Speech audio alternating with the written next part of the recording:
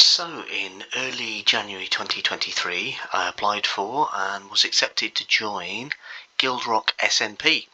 It's currently about 6 months into its season 6 and it's a HermitCraft-like SMP server based on bedrock with around about 30 to 40 players.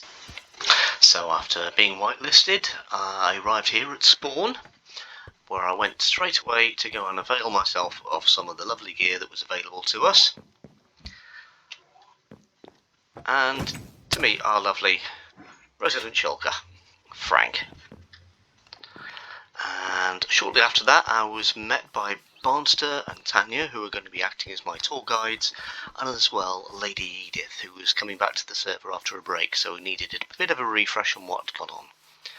And this is sort of the spawn area. It's constantly evolving, as every 2 weeks one of the guilds has to add an addition to spawn. So for example, Roman guild recently did this Tower of Pizza on there, and they're now also working on that church over there. I've already had to be involved in some of the additions to spawn, which has been good fun, but I'll cover that a little bit later on. One of the other things we have is this wall of members. I've already put myself up there with Coral. So Carrot is the owner really of the whole server. Barnster, there we are, he's got a mushroom village, so that's why he's gone for mushroom. Hicks has got some absolutely insane farms around here, and really there's quite a lot of players on. It's quite an active server most of the time. So after having a quick run round the spawn area, it was then off to the Nether Hub. So this has been set up for a while. We have our post box system. We have an area around here where we can pick up some of the resources we may need, like nether wart to make sure it's shared evenly, a enchanting table, and some piglins for trading with as well. All the principal directions are actually marked off on here, and who's based in similar are marked on there as well. And here we are at the shopping district, the next port of call on my tour. There are so many different builds and so many different shops here. I still haven't really found my way around here. I'm having to use the directory of shops that are actually on Discord to see what's around and what's available. But you can see up there's an Ender Dragon. There's a shop marked with balloons. It's marked us up as well. We have some carts and a few incidents on the main road here. Shop there selling totems. And then just at the back we have three of the latest additions really to the shops. We have got a shop selling rail. We have got Dickie's Nether shop. And I've already made my first addition really to spawn and to the shopping district as well. And here we are. I've got myself a lovely little decorative coral shop, which has made myself 6 diamonds so far. And yes, it's called Sweet Coraline.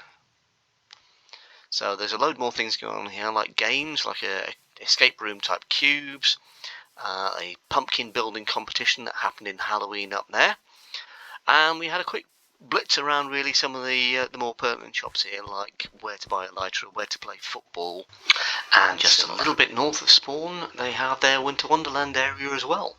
So this area was created to celebrate Christmas basically, so there's lots of fantastic builds again, particularly down the bottom here we have the Polar Express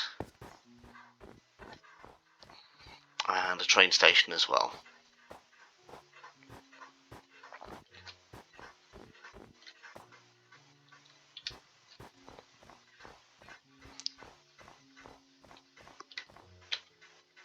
Oh, my tour in the end was about 3 hours long and spent a lot of time going around some of the fantastic bases that there are in the on the server. all sorts. Particular highlights has got to be Barnster's mushroom base and Lady Edith's Japanese village. Basically, there was some absolutely stunning things. I also got to see the end where Hicks had been building an obsidian farm that was powered by withers and was actually got to a point where you half summoned the Ender Dragon, the obsidian towers respawned, and then the withers blew them up. It was absolutely insane. They have a shulker farm there as well. So after all that, I basically spent 10 hours wandering around trying to find my bearings and work out where it is I wanted to settle. And that's where I found myself this little fantastic area here, out in the middle of the plains, with a village just over the way there. But what you can't really see is down here there are 2 zombie spawners, so a spider spawn not far away, a skeleton spawner, a slime chunk, and a geode as well. So I decided I was going to claim this place and make a villager trading area, iron farm combo, and just bring everything else into there. Unfortunately, one of the things I'd actually missed on this one is that there is about a 2,000 block area from spawn where GuildRock asked that all members make their starter base, and this was about 2,900 blocks away from spawn, so it was just a bit far away from that one. So I've claimed this area now. I've obviously got a few farms and things going as my industrial area where I'm going to be working on in the very, very near future. I have done a basic setup in here, as you can see. We've got some interesting stuff happening down here.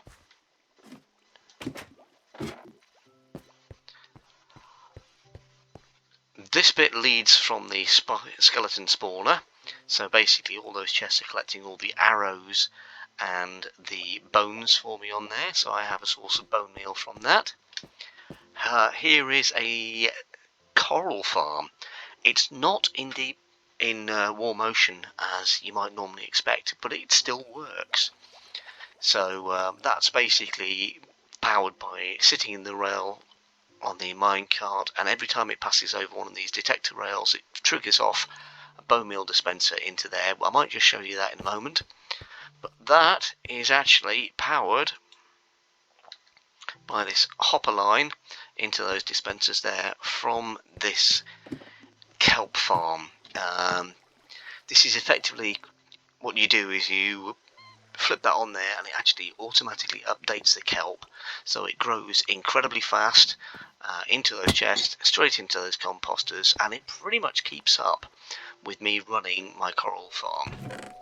And you can see, there we go, we actually have some coral left over in this. So if I were to go and pick up my hoe, and I'll just give you a quick rundown on how it works.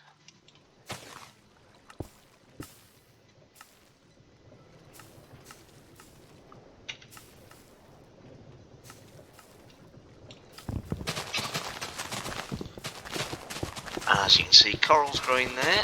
It's going up into the water streams and being collected.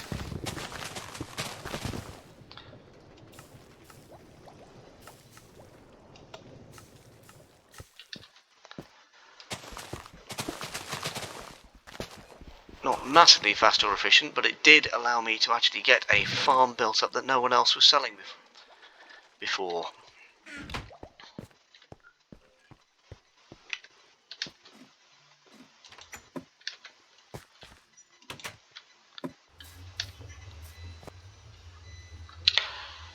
So, back to spawn, because after about 2 weeks of me arriving on the server, my guild, Nobelium, which contains myself, Nano, Hunter and Andy, were given a task to build something at spawn. Sadly, Andy was not available. Nano, bless him, has been quite ill. So Hunter and myself ended up pulling this together. Now this is Hunter's design, which I've had to put together. And it's a fantastic sort of galleon.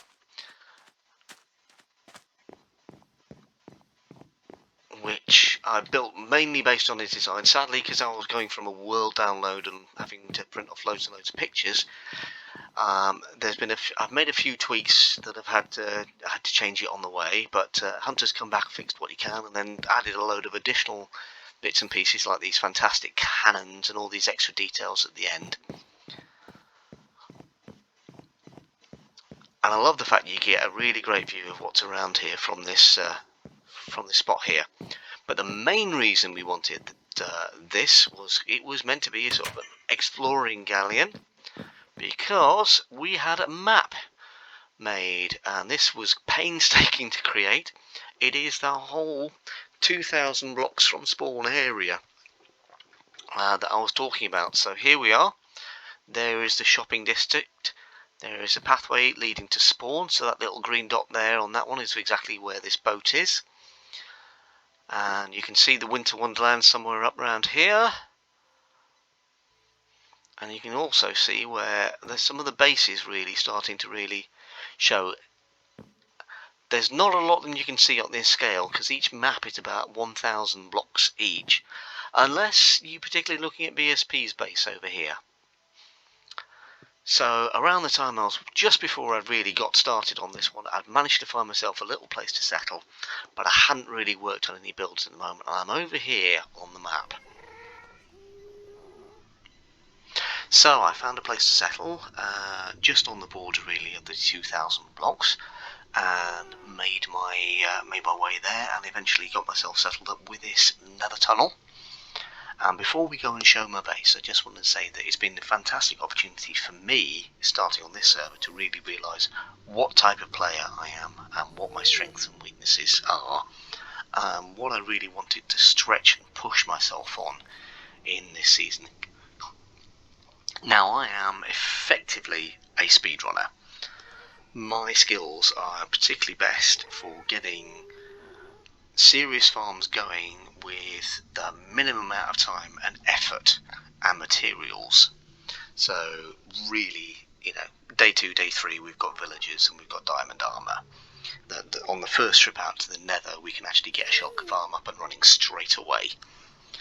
Those are my particular skills, and joining a server that's 6 months in, there's not a lot of opportunity to actually stretch those. But it's been great because it's made me look at where I can improve in other areas more than anything else, and particularly building.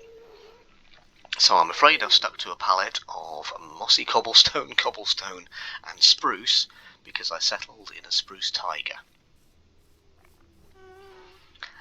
But I'm really quite proud of everything I've managed to achieve in my base so far. I've spent an awfully long time doing it, working on it, getting some help with it, and also really taking that moment to step back and see what's working, what's not working.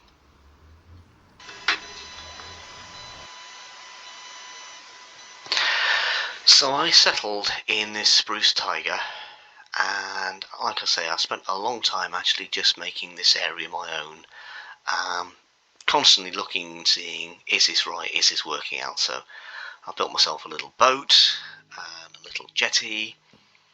I've made a gigantic corrupted spruce that houses my nether portal. We've got a basic sugarcane farm over there, crop farm. I love this little campsite bit, campfire. Scarecrow.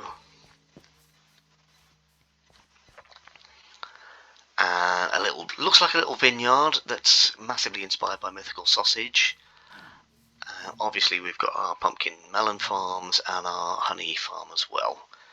But this build here is largely my own.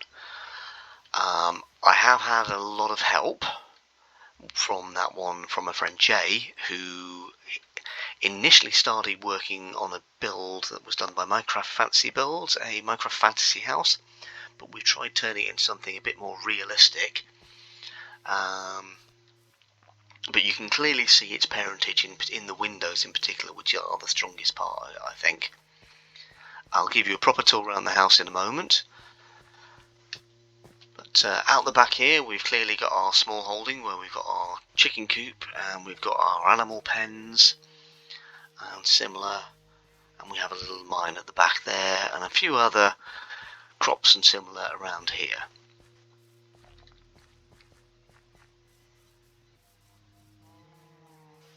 So if we go up the stairway, we find ourselves with my little enchanting area, chill out area with jukebox, kitchen, balcony where I can launch myself out with the elytra and get a fantastic view of my front garden effectively. It's not a bad view at all. I'm really proud of it. We've got a little mezzanine bedroom here, and down at the bottom in the basement we've got the workshop and the storage area really. So I've got potion brewing, we've got a mini smelter and bone meal generator as well. Now obviously once I settled down here I needed to get myself going, so we have a really small strip mine where I managed to get about 40 odd diamonds, enough to get myself some elytra boards, some rockets, a shulker oven, amulet totems basically. But more than anything else, I got myself set up with an 88 villager trading hall, villager breeder, iron farm, and all these villagers are now maxed out and I've got all the trades I want. So I wanted a few clerics, I needed some cartographers to do the mapping project, but we have all the stonemasons I'm interested in, we've got all the tipped arrows, plenty of variations on diamond tools, and every single enchantment available to us through the librarians as well. One of the side effects from this, we're actually in Luff Cave biome, so I'm actually getting tropical fish and bones from this as well. They don't spawn too often now. The iron golems are spawning all the time, but they still do come, and it's a great little addition really to the farm. So that's it, a quick recap over my first month on GuildRock server. I'm having a whale of a time. I'm meeting lots of cool people and getting a really good idea for what I want to do next. I'm probably not going to turn into weekly episodes or similar, but I will probably do a similar recap at certain points throughout this and share with you what's going on really. But I think now my main thing is I'm going to soak in what I've built here. I'm really proud of it. I've really stretched myself and my building skills, and I think it's worked out. And now I think the next step is to get my industrial area set up with probably some crop farms. I want to get a potato XP and bone meal farm going on there, and if I can get bees in there as well. I know that Hunter's interested in a honey farm, so if we can combine the two of those, that would be absolutely fantastic. I've got some other plans for the channel and some other bits and pieces coming there, so stay posted, and thank you ever so much for paying attention and watching. If you feel like you could subscribe, then that'd be absolutely fantastic. It will help me grow this channel, and if not, keep an eye out, and keep an eye as well out for the fellow GuildRock content creators in there. Nano, Lockley, similar. There's a lot of fun stuff going on there, and there's a great little bit of videos where Lockley goes on trial and goes on a bit of a killing spree. That's a bit of fun there as well. So I do recommend you go and check those out. But thank you ever so much. Take care.